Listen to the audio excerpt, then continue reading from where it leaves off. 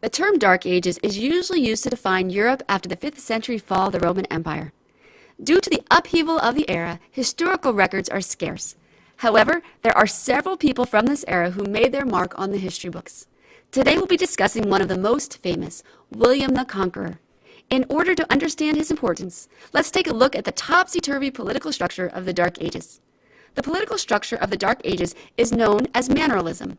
Within this system, the wealthy, usually called lords, owned land known as a manor. The peasant class worked on these manors and in turn were given food, shelter, and protection. Since wars were usually waging, outside trading opportunities were very scarce. To provide for themselves, manors were self-sustaining, producing what was needed for survival. This is the Europe in which William the Conqueror came on the scene and made his mark. Born in Normandy of modern-day France, William became Duke of Normandy at a very early age. As Duke, he set his sights on a unified Normandy under his power and accomplished this great task by about 1060 CE. Now remember, he did this during the Dark Ages, so obviously this guy had some smarts and some military might. With all this going for him, he set his sights beyond Normandy. This leads us to his dealings with England. When Edward the Confessor, King of England, died in the year 1066, he left no heir to take the throne. However, William of Normandy was a relative of Edward, and you better believe he was more than willing to wear England's crown. Unfortunately for William, there were several other English noblemen who felt they deserved the crown, the most popular and most powerful of whom was Harold Godwinson. Making matters worse, the King of Norway, not Normandy, but Norway, also threw his hat in the running. When the people of England chose Harold Godwinson as their king, the King of Norway invaded England. Seeing this, William the Conqueror devised a plan that gave history one of its most famous battles, the Battle of Hastings. Realizing the new King Harold of England had his hands full trying to ward off the King of Norway, William crossed the English Channel and made camp near the city of Hastings.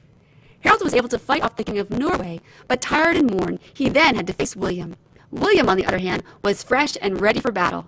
He had had time to set up archers and a well-oiled cavalry of armed knights. When they finally met, Harold's tired foot soldiers were no match for William's fighting arsenal.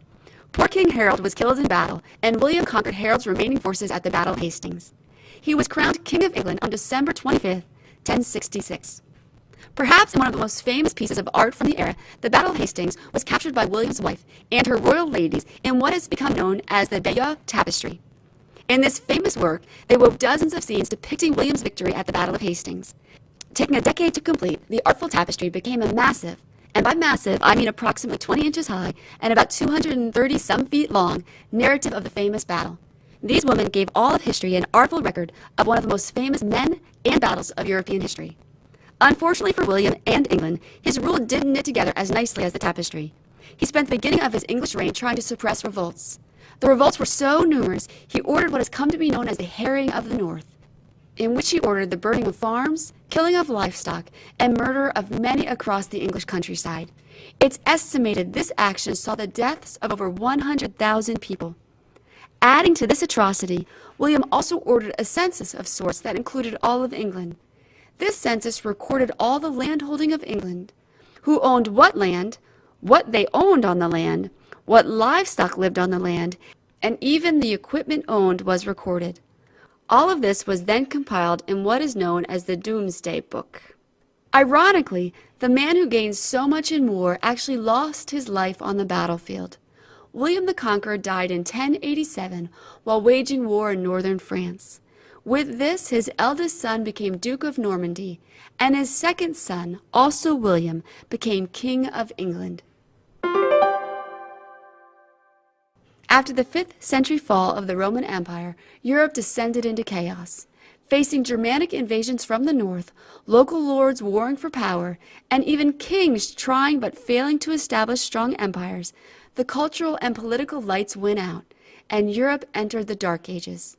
During this time, Europeans turned to manorialism for some semblance of order and structure. Within this system, wealthy lords owned manors, and the peasant class worked these manors in turn for food, shelter, and protection.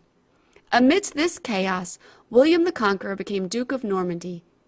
Then he set his sights on the English crown. After defeating King Harold of England at the Battle of Hastings, an event which is recorded in the uber-famous Bayeux Tapestry, William ruthlessly subdued England in the horrible harrying of the North. Not content with merely subduing the lands, William also conducted a large census, recorded for history in the famous Doomsday Book.